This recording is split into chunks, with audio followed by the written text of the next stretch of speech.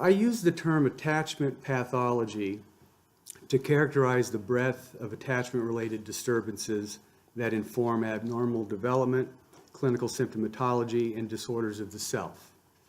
Although the term pathology has fallen into disfavor among certain clinical audiences, I believe we need to return to a discourse of pathology that appropriately eschews the divide between normativity and disease, while instead emphasizing a distinction in functional and dysfunctional modes of being. The ancient notion of pathos displaces the pejorative meaning of the term is acquired in modern times. For Greeks, to be human is to suffer. Despite the fact that we are attempting to address the underlying dynamics of human experience that inform and explain dysfunctional adjustment, attachment processes by nature are forged through forays into discomfort and psychic pain. Hence, our emphasis on pathology does not betray our humanistic commitments. I realize that attachment theory and research have become quite prominent in the past 2 decades, so I hope to offer a different perspective that does not reiterate what you are likely already familiar with, such as advances in systems or field theory, affect regulation, mentalization, or devolve into brain lateralization specificity in neuroscience, or is simply just banal. Rather, I view attachment as a central ontological process informing the development of personality organization and unconscious structure. Attachment is the most fundamental organizing principle of the nascent psyche that concomitantly influences subsequent future psychic development. It becomes necessary to view attachment as a broad theoretical construct, potentially expatiating myriad forms of normative and pathological processes, for the simple fact that early attachment experiences become the bedrock of the emergent self, which furthermore conditions unconscious organization, ego development, object relations or relationality, adaptation and defense, fantasy formation, the experiential process of identification, internalization and representation, self-identity, and the overall evolution of personality structure. We should not assume that attachment begins and ends in childhood, but rather is a contiguous developmental trajectory that informs adolescent and adult relations throughout the life cycle. This is why so many patients who present with complex and variegated clinical profiles, adjustment difficulties, and symptomatology have fundamental deficits in the capacity to form and sustain healthy relationships with others. Therefore, attachment-related pathologies constitute a disorder of the self in response to deficient, faulty, or failed attachments with significant caregivers early in life. Attachment pathology is a disorder of the self by virtue of the fact that psychic structure is replete with developmental deficits and intrapsychic lacuna that continue to go unabated and hence spill over into sundry forms of clinical disorders, syndromes, and the intersubjective milieu that defines psychosocial life. In this sense, attachment pathology is fundamentally rooted in early disturbances in intersubjective relations within the parent-child interpersonal matrix, thus leading to structural deficits that constitute disorders of personality realized on a continuum of functional health and maladjustment. There is an intimate relationship between attachment, trauma, and character structure. Here I'm particularly interested in advancing the thesis that attachment pathology is largely organized on borderline levels of functioning that derive from disorganized self-states resulting from developmental trauma. Attachment pathology results in deficit unconscious organizational processes within self-structure and predisposes patients toward developing character or self-disorders with many overdetermined polysymptomatic profiles. Attachment difficulties are both structurally manifested, That is, in terms of their penetrable impact on the unconscious ontology of psychic organization. And 2, phenomenologically realized, hence marked by their qualitative, behavioral, epistemological, and experiential valences that saturate conscious subjective experience.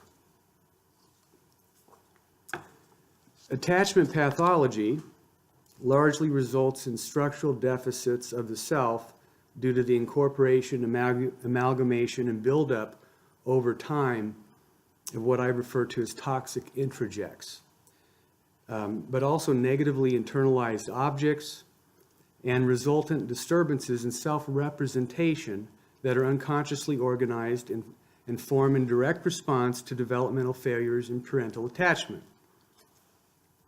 Such attachment disruptions impinge on the self-integrity and the formation of secure object relationships, thereby leaving uncohesive self-states and unabated unconscious conflicts that perpetuate structural disfiguration. Various defenses are mobilized during attachment disturbances and often lead to dissociated inner experiences that become encoded and organized on somatic and sub-symbolic levels of representation, dominated by emotional schemas and unconscious fantasy systems that are recalcitrant to linguistic mediation or transmogrification.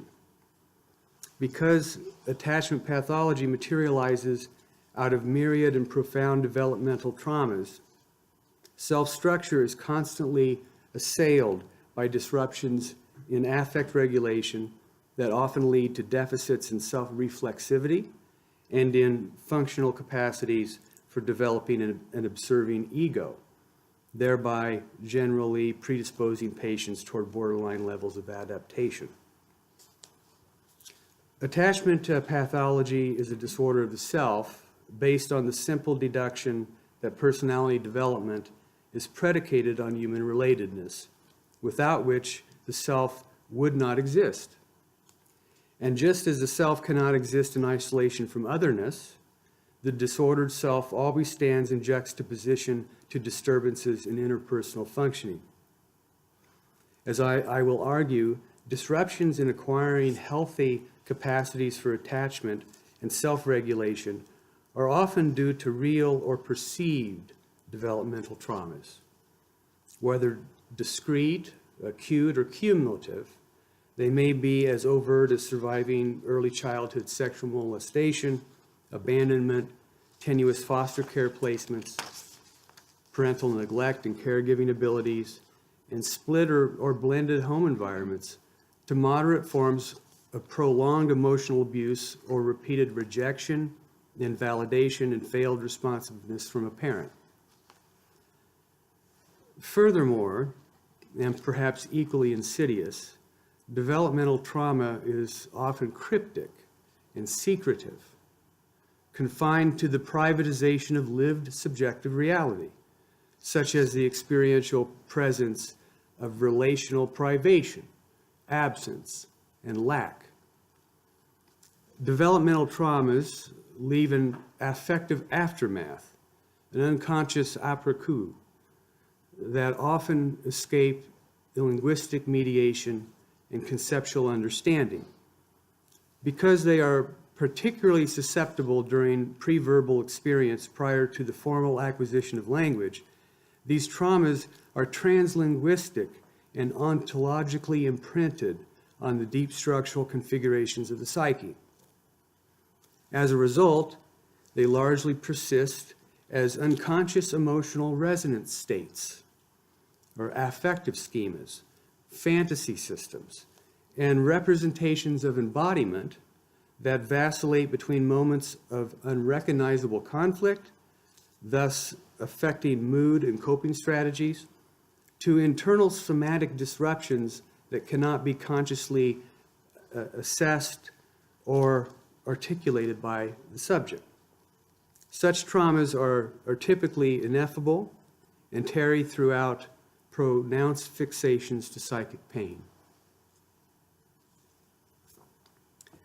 Developmental trauma is largely informed by toxic introjects, which are highly selected and specified experiences of psychic reality that are emotionally charged, mnemonically encoded, unconsciously organized, and dominated by the fixed presentation of negativity in the mind that sullies self and object representation. Toxic introjects are taken in at a very early age and form the cumulative bedrock of self-structure under the constant press of unconsciously enlisted variants.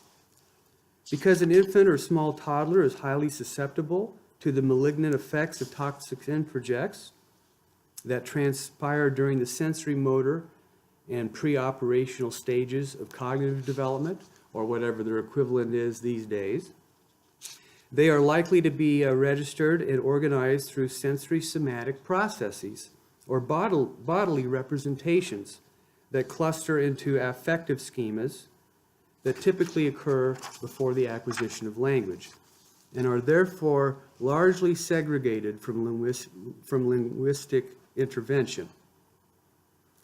Because toxic introjects are incorporated during the emotional immediacy of interpersonal conflict or fear, they acquire an affective significance or a pre-reflective semiotic meaning that is imbued within the introject itself as it's related to self-representation.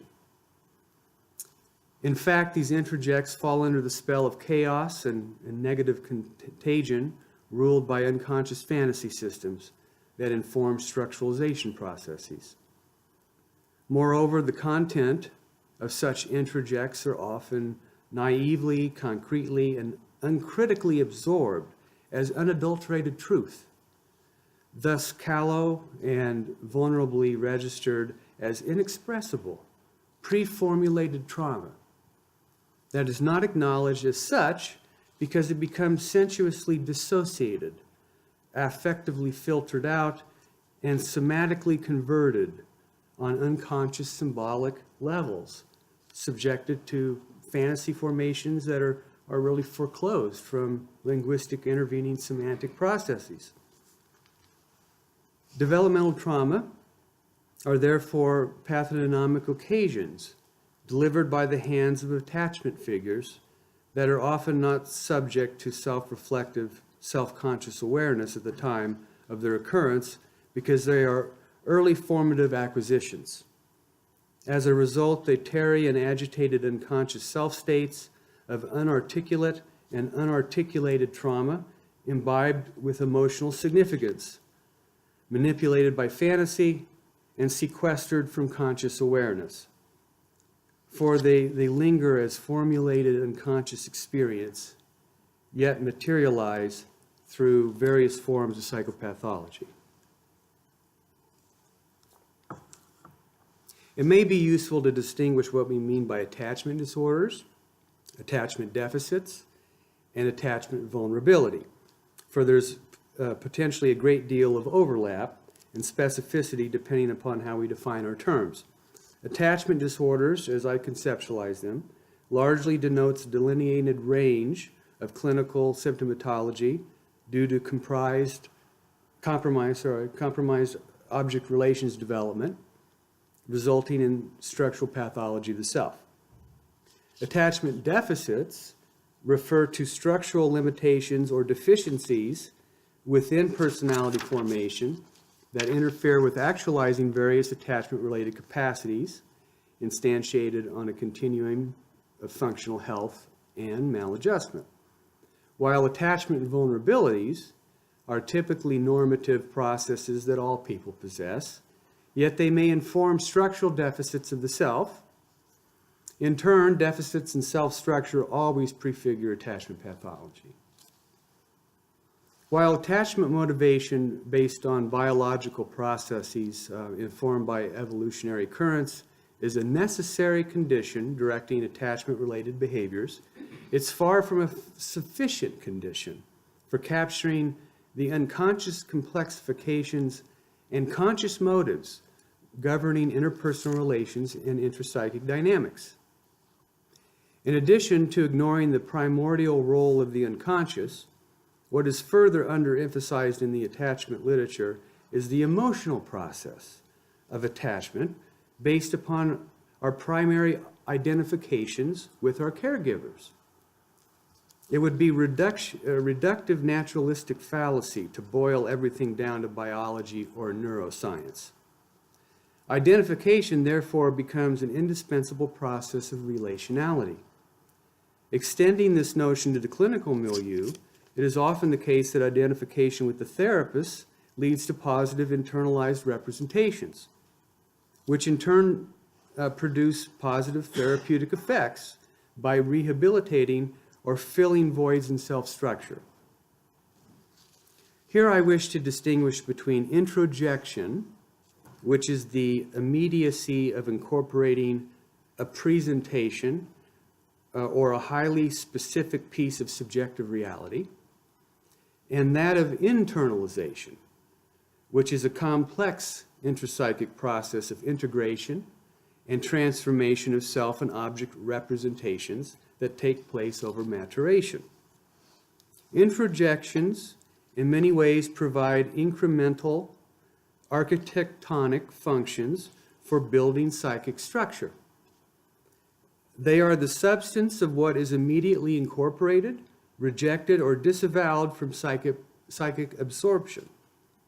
The amount, frequency, and quality of introjects are received by the psychic register, gathered together by the unconscious ego, and form deposits or clusters of associational representations, each standing in dialectical relation to the subject's self-representations, which may become objects of pleasure, fixation, affection, horror, and so on. The accumulation of introjects are furthermore emotionally imbued with qualitative significance and self-reference. Taken over time, introjects are affectively charged, mnemonically imprinted, somatically organized, semiotically arranged, and related to the tableau of self and object representations that define psychic structure, constantly under the influence and flux of unconsciously enlisted variants.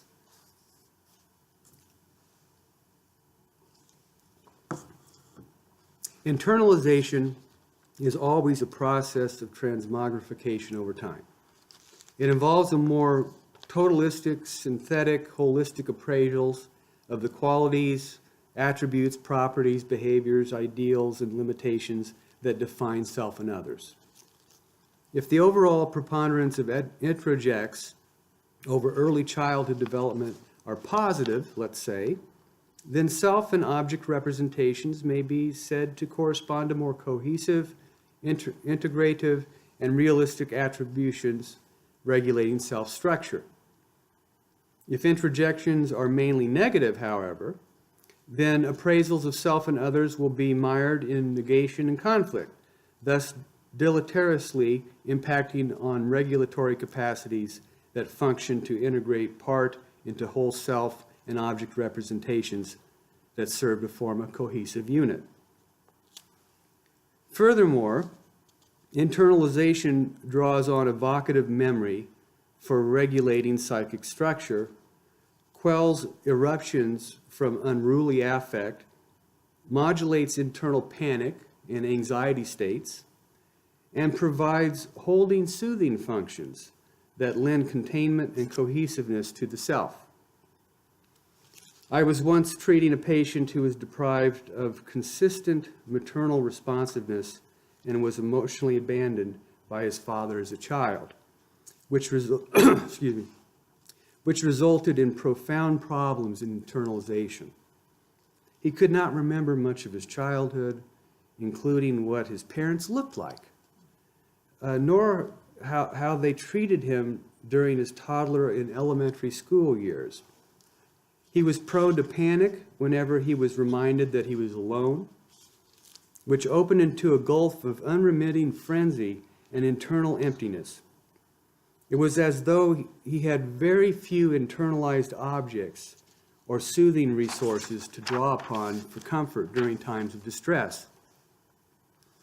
After many months of treatment, he told me that when he grew up, when he grew upset, he would think of me and pretend to have conversations as though we were in session, which helped him process and ameliorate his discomfort.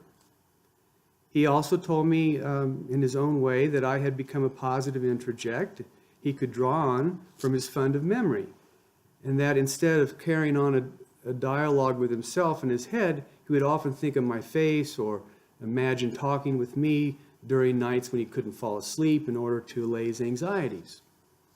So this is an example of how internalization becomes an evoking, sustaining, soothing self-object function that lends cohesion to the ego and fortifies self-structure. What we may literally see as a substitute for a child's transitional object. In order to safeguard against the intrusion of bad objects or negative introjects, the ego bulwarks its defenses in order to tame the austere nature of internalization.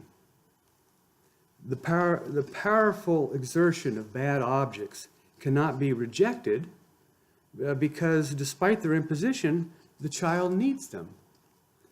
Through internalization, children attempt to control such negativity, but as a general rule, their dent converts them into persecutory spirits that possess them. Bad objects have a hold on us we are unwilling to release. In other words, we can't give them up. In fact, Fairbairn saw various forms of the psychoneurosis, like phobias, hysteria, obsessionality, paranoia, as techniques of attempting to rid the psychic of bad objects without really having to lose them. Here we may also be reminded of Lacan. Some patients love their symptoms too much because they provide familiarity and meaning to the point that they are not willing to relinquish their jouissance, their destructiveness, hence their pathology. To resist internalizing one's parents is to risk psychic impoverishment. So we assume the onus of their inherent negativity, which we turn onto ourselves in order to ensure that we have a reasonably good, albeit illusory, interpersonal environment. The implications of this line of thinking have even farther reaching consequences. Internalization begins with negative introjects. We are attracted to the negative, to the trauma. There is a perverse appeal to pain, a primordial destructiveness experienced as sadomasochistic inwardness. Developmental traumas leave lasting impressions.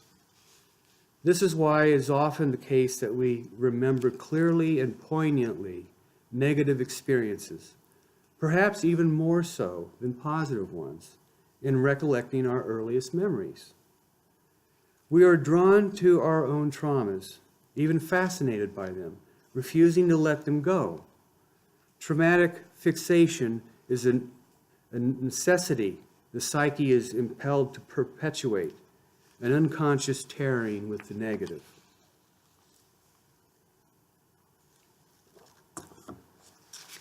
In other words, we take in bad shit, that which terrifies us, deracinates us, desecrates, in order to rework our traumas and make them more docile.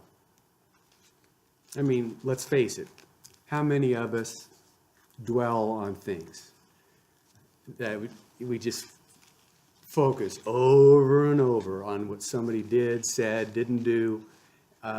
It's as natural as breathing. But we hope, we pine for a reprieve, for mastery and control over that which controls us. Even when we transcend our traumas, they never leave us.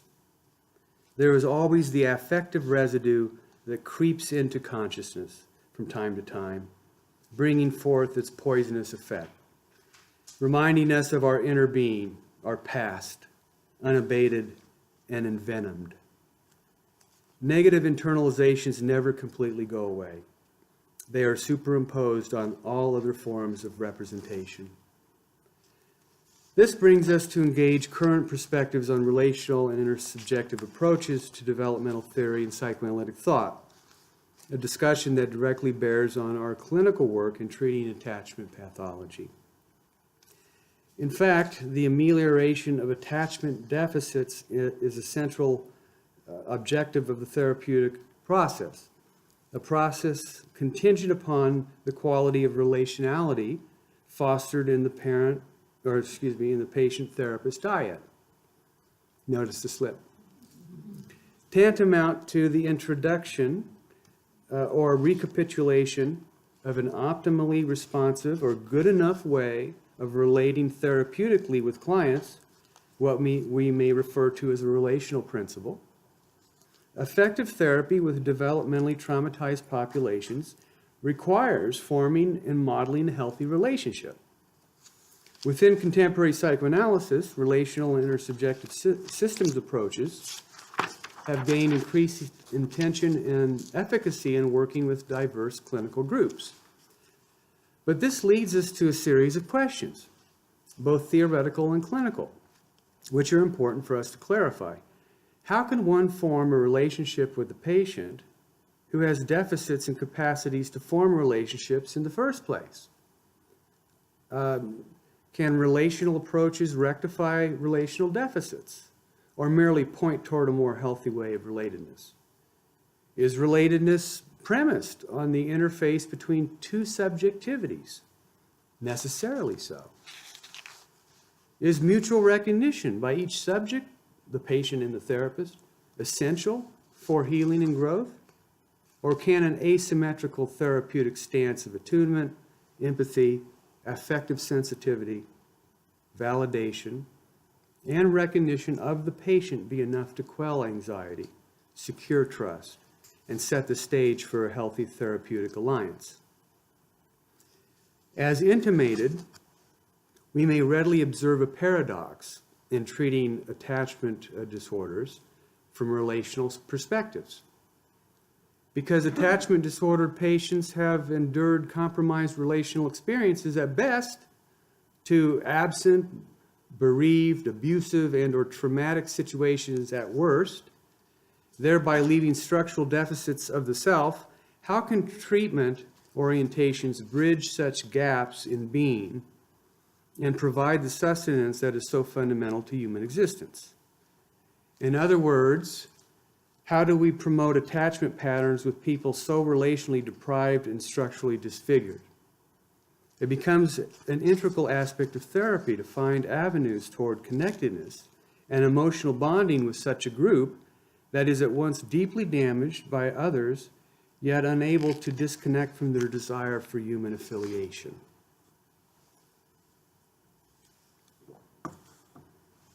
So this now brings me to the treatment of a suicidal patient I saw many years ago. I thought I'd bring in some clinical material for the group, because I know that can be, what I just said was probably pretty heady.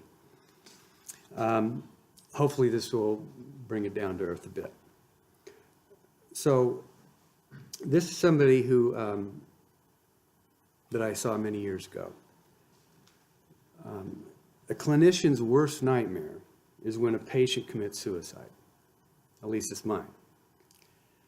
In fact, some therapists are so fearful of taking on the responsibility of a suicidal patient that they prefer to send them elsewhere.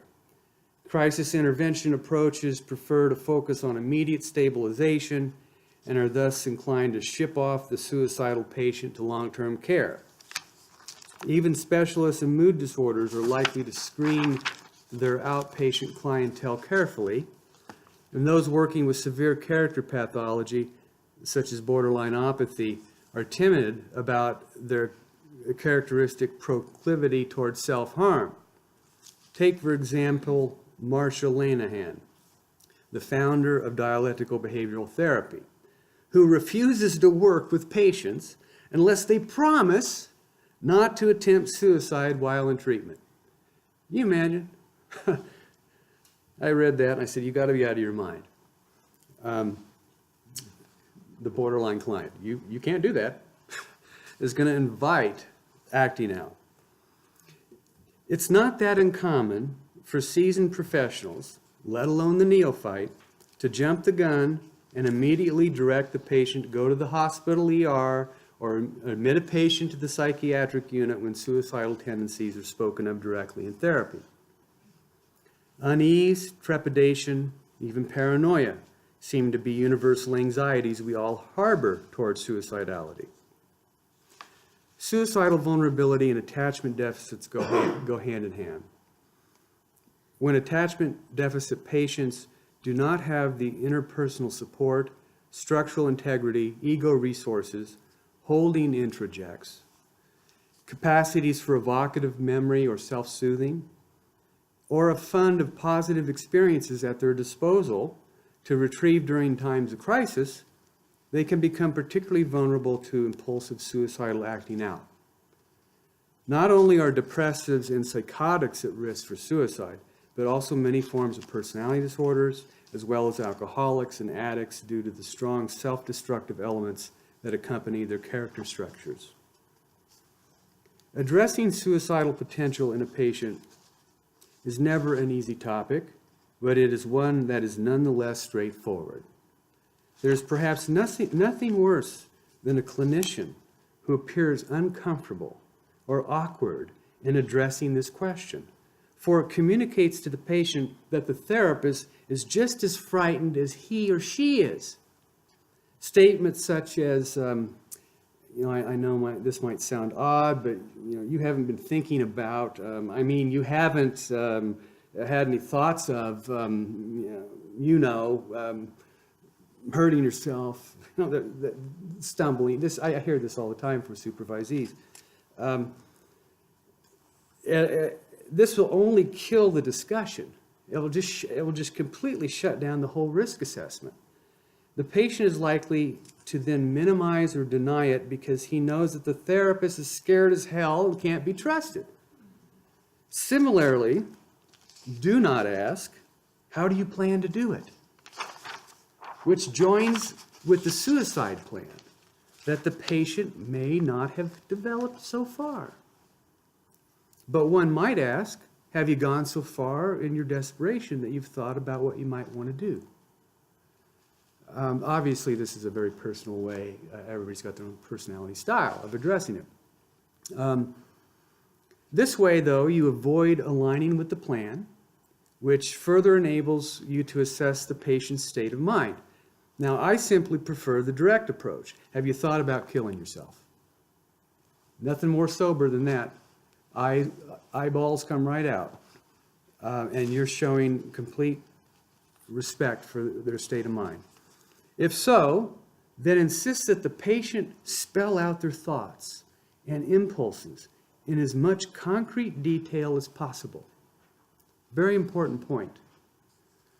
The explicit statement of all suicidal notions may have some kind of cathartic effect and facilitate reality testing by both the patient and the therapist. This also shows that you're not squeamish about discussing the reality of the patient's inner world, and thus can potentially be a container for the tempestuousness and fracturing of the psyche that accompanies this fragile state of mind. Just real brief. When a person is able to talk for the first time to you about the details of their thoughts about killing themselves, it can ground them. So it's a very tenuous but important moment in any therapeutic encounter. I was once given a referral for a patient who called me stating that he was not coping well at work and that he was upset over a relationship with a woman that he recently terminated. He was particularly vague on the phone, emotionally removed, and seemed somewhat ambivalent in the first place. We set an appointment for the following day, yet he failed to show. I simply thought he changed his mind due to his ambivalence until I received a call 2 days later from a psychiatric nurse at the nearby hospital stating that the patient had taken an overdose on the same day he was scheduled to see me. I spoke with the patient and we rescheduled an appointment for the day of his discharge from the hospital. Clive was a stockbroker in his early 30s. When we first met, he was clearly mentally confused, tangential in his thoughts and associations, unable to articulate his inner experience with coherence or congruency, was panicky, and deeply ashamed of his suicide attempt. He explained how he was increasingly unable to concentrate or complete his responsibilities at work because he was too distraught over his former girlfriend.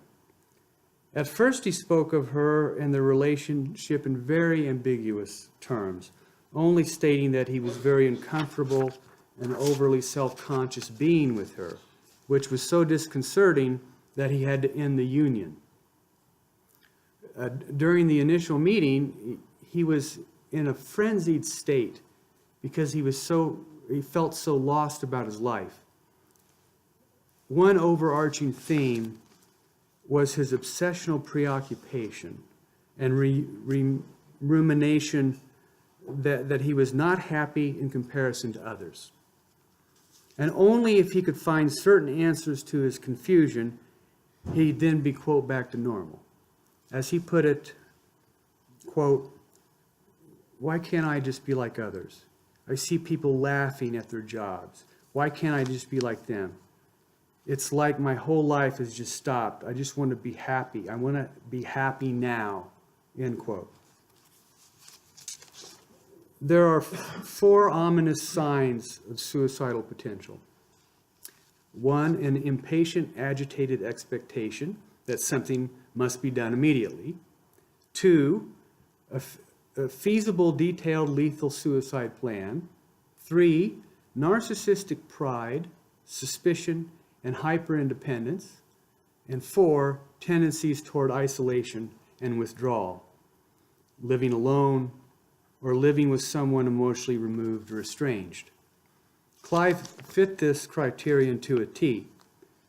But what was overwhelmingly present was the urgency that he had to feel better about his entire life right then and there, at that very moment. If suicidal trends are severe, patients should optimally be seen daily until the acute crisis is stabilized. I do it pro bono if they can't afford it. The outlook is favorable if they feel more relieved after the initial interview, with decreased agitation and a slight lift in mood, and quickly form a dependent attachment to the therapist. That's what I'm looking for. At the end of our first session, Clive reported that he felt calmer and stated how comfortable he felt with me. We made an appointment 2 days after our initial meeting, but he called the next day feeling suicidal. We did some grounding techniques over the phone, and he came in to see me later that afternoon. When he arrived, he was visibly shaking and paranoid, stating that he was not capable of controlling his impulses, which felt alien yet compulsory to him. I was concerned that his suicidality had by now acquired an autonomous organization in his ego, which was dissociated from the rest of his self and experienced as ego syntonic. Under these circumstances, the only way to put a floor under a patient is to have them talk about what is most important to him at that time. Rather than focus directly on the suicidality, or even worse, prematurely conclude that he needs to be hospitalized, I insisted that he tell me exactly what he was experiencing in that moment, without holding anything back. He began to disclose that he found himself unable to stop thinking about Ginger, his former girlfriend, and that the constant thought of her was bringing on the urge to kill himself. He was obsessed with rehashing various aspects of their relationship, her facial expressions, their conversations, her specific disclosures of past sexual exploits with other men. He recalled how over the past 4 months since he had been dating her, He had become more preoccupied in self-consciousness about his desirability, which made him question his confidence, capabilities, and self-esteem. Unable to concentrate or complete his work, he found himself fantasizing about her all day, wondering what she was wearing, how she was acting when she was not around, who she was talking with, and so forth, to the point that his whole reality as he knew it became encased in impending dread. He could not eat or sleep or carry on in his daily activities he once enjoyed, such as going to the gym or visiting his friends, because he was constantly worrying about Ginger and her perception of him. Clive confessed that there was something wrong from the very start with this woman. But he just couldn't seem to let go. She had an animal magnetism, and he was mesmerized. They were sexual with one another within hours of meeting at the bar, and their entire relationship from then on focused around sex. Despite the pleasure of sexual passion, he reported a fundamental discomfort in the way she made him feel. There was no emotional warmth or intimacy, just sex.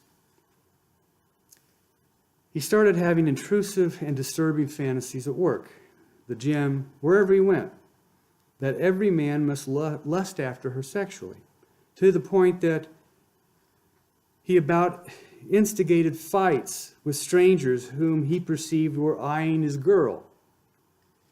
Now, Ginger had such a toxic influence on his psychic cohesion that he eventually had to end the relationship because he simply wasn't functioning. As Clive put it, quote, "It was like I was constantly walking on eggshells. I had to watch every little thing I thought or said. I couldn't be me," end quote. She did not take his rejection lightly and began to harass him at home and at work, threatening to show up and make a scene if he did not continue to see her. In the end, she had convinced him that he was, quote, "really fucked up in the head," end quote. He rapidly decompensated after the breakup. And this is when his suicidal fantasies and impulses started to take command over his psychic reality. During this session, I was more concerned with establishing a climate of understanding, stability, and safety rather than pursuing the ideology and psychodynamics of his suicidality. One must demonstrate clearly, to a patient a continuity between the immediate panic, the precipitating factors, and life history. This gives the patient at least some feeling of control over what seems frighteningly ego-alien to him. Clive was somewhat mollified and assured that his panic and urgency was only a temporary reaction to unformulated and unarticulated conflictual inner experiences that we would later figure out more fully together. But for the time being, he needed to focus on his recovery. He had agreed to take a leave of absence from work, which relieved some of the immediate pressures he was shouldering. Given that he had never reported feeling suicidal before, nor did he ever have a relationship like this one that made him feel so disjointed and out of control, he was comforted by the conviction that he'd eventually reconstitute and be able to get this behind him. Now, later that evening, when I was sleeping, I was awakened by a dream, if not a nightmare, that I was suicidal, that my mind was fracturing, that my life and all I knew it was being compromised by the sensation that I'm no longer in control of my own thoughts and impulses. Now, relieved awake, but emotionally shaken, I immediately felt discombobulated. What did I identify with in my patient? Did I become a container for his self-destruction? Was this merely my assimilation of his projective identifications? Or was there a communicative aspect, a command hallucination that resonated within my own dark interior? What archaic piece from my past was roused from its somnolent slumber? What uncanny death wish did this excavate in me? Now, I instantly feared for Clive, and I felt the need to check my phone messages.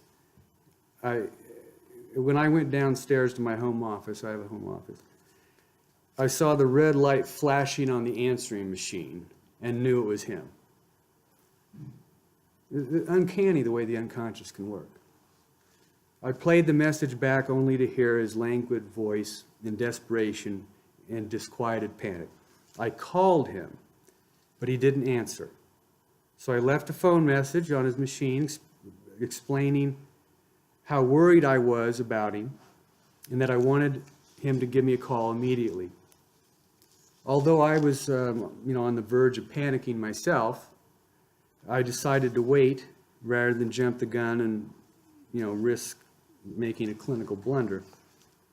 When he called the next day, he was acutely suicidal. He told me he was sitting in the bathtub for an hour and a half with a razor to his wrist.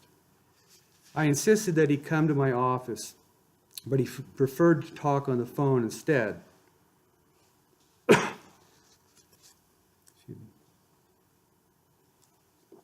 Suicidal patients suffer from tunnel vision, and they only see one particular solution.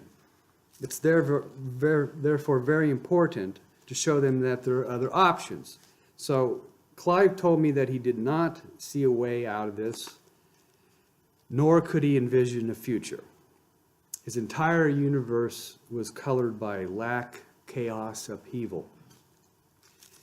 Now, in moments like this, we're reminded that if the therapist honestly reports feelings of helplessness in himself and of entertaining thoughts of breaking off communication with the patient, this is where people, it's too much for me to deal with, right?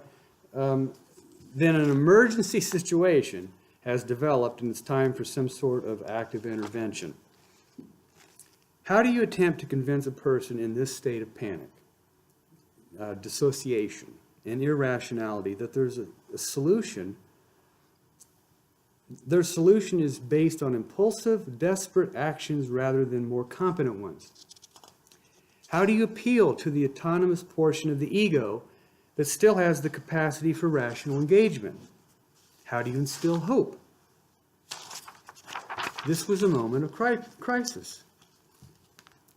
Do I insist he come? Do I go to his house? Do I call the police? Do I have him hospitalized? We're going to get through this together, I said. Now talk to me. I got him grounded. He calmed down. We made a contingency plan. He reconstituted and was more hopeful. The prognosis is more favorable if the patient, although depressed and contemplating suicide, thinks of those who would suffer from his deed. So this is like guilt inducement time. This mobilizes attachment and empathic motivations that cling to the value of life. I asked him to think of his family and the impact his actions would have on them.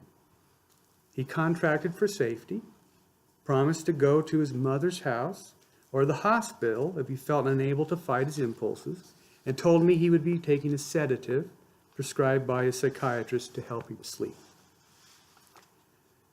The next day he was better, but disheveled. He told me that the one thing that gave him hope was my comment, "The feelings are only temporary. They will pass." We reinforced our contingency plan. He was going to seek out support from his family, go to dinner with a friend, make himself do some exercise, spend the night with his mother rather than be alone. The intensity of Clive's suicidality began to abate, and we were able to look more closely at the insidious dynamics of fueling his impulsivity and internal turmoil. Every suicide attempt or contemplation implies the mobilization of intense aggression, not only in the patient, but within the interpersonal field. And this is why so many suicides are intersubjectively informed. We should further consider suicidality as a fusion of intense destructive anger expressed self-destructively on one hand and love protectiveness, concern, and guilt on the other. The patient would rather kill himself than harm the other person. And it's usually the anger that needs to be brought out into the open. Intuiting that Clive was not telling me the whole story, I urged him to tell me what had he really been bothered by. But he could not seem to tell me directly.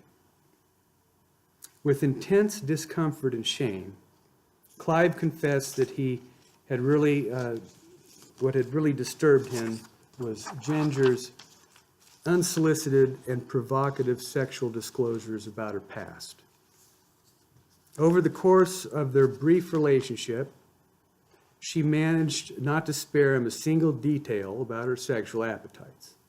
She admitted to, quote, fucking hundreds of men, including enjoying anal sex, end quote, and frequently cruised men, quote, simply to fuck, end quote, and disregard after she had her fill. Clive was particularly troubled by observing semen-stained sheets on her bed that she did not even bother to wash from her previous lover. But what was even more unsettling to him was her flamboyant need to explain how it was from a, quote, big black buck, end quote, she picked up at the bar. Clive's ego was assailed. He was unable to shelter himself from the pain of his own feelings of inadequacy. This threatened his integrity as a man, based on the simple economy that his, quote, dick was the measure of his self-worth. To make matters worse, he was a premature ejaculator, which was a source of grave embarrassment and sexual ineptitude. At one point in the state of dissatisfaction with his performance, Ginger referred to him, quote, as Quick Draw McGraw, thus rendering him humiliated and vilified. Clive felt that something was wrong with him because he could not shake off the deep humiliation and significance of her disclosures. He wanted truth and honesty, but he didn't want to know such brute facticity. And this is what Ginger quotes, "That's reality, Clive. You're just going to have to deal with it," end quote.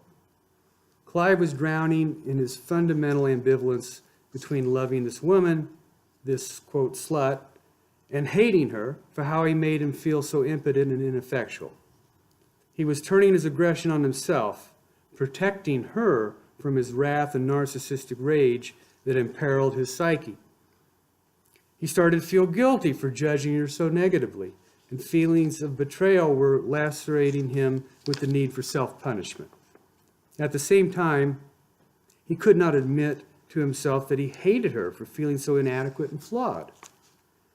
But the injury to his ego was a nefarious, festering wound that unearthed primordial deprivations and pain associated with his relationships with his primary attachment figures. He recalled that as a boy, he was very clingy and dependent on his mother, experienced prolonged separation anxiety well into his elementary school years, and that he still relies on her emotionally as his primary source of support and comfort. His father, on the other hand, was a volatile and physically abusive man who used to beat him with a belt and shame him indiscriminately. As a result, Clive became a childhood bully, was always getting into trouble, and picked on and beat up other kids as a way of expressing and reenacting his own traumas with his father. When he was older, Clive attempted to channel his aggression into more sublimated ways through sports, and he excelled in hockey. But his volatile temper and bad sportsmanship led to multiple fights on the rink, to the point that his mother was too embarrassed to attend his games, which hurt him deeply. His folks eventually divorced when Clive was a teenager because of his father's multiple affairs. Yet his mother blamed Clive for the breakup due to his bad behavior and for him being a, quote, mommy's boy. Ginger was a trigger for excavating deep feelings of deprivation and inadequacy related to his childhood past, where he questioned his lovability. Unconsciously identifying with his father's rage and aggressivity, as well as his appetite for sexual pleasure, Ginger became the, quote, sluts his father was screwing, which clashed with his desire to have a loving, nurturing woman like his mom. What intensified this identification was the fact that his father had become a depressive drunk since the divorce and was hospitalized on 2 occasions for suicide attempts. Clive came to recognize many analytic depressive features within himself. When he's in the hospital, he described how a nurse had touched his face when he was sobbing, attempting to comfort him. He described this event as a painful ecstasy. It felt so good, yet it cut. He further described a similar sensation when his mother held him in her arms, stroking his hair just shortly after leaving the hospital, while staying with her and her new husband. There was a regressive yearning in Clive to return to a quiescent state of maternal blissfulness, and his suicidality was partially informed by these infantile longings that were not fulfilled with Ginger. Sex with her was not the warmth and love he truly craved, but she became a toxic introject he could not purge. Over the weeks of his recovery, Clive's ego boundary strengthened, and he went back to work without further crisis. He began to understand more fully how he had lost his sense of self in this woman's worldview of eroticism equals love, and could see her pathology for what it was. He began to focus on seeking out substance and intimacy in a woman rather than appearance and beauty, vowing not to repeat the same pattern, and he gradually started dating again. He soon met a woman, and cautiously, over time, they fell in love. During the termination of our work together, he reported feeling the happiest he had ever been in his life. I still get touched up over that. The blackness that had engulfed him just a few months before was now a distant world, while his future with his new partner was bright and full of promise. He thanked me for my help, which I in turn thanked him for the gift of recognition. And the therapy ended with a mutual hug. And there you have it. Thank you.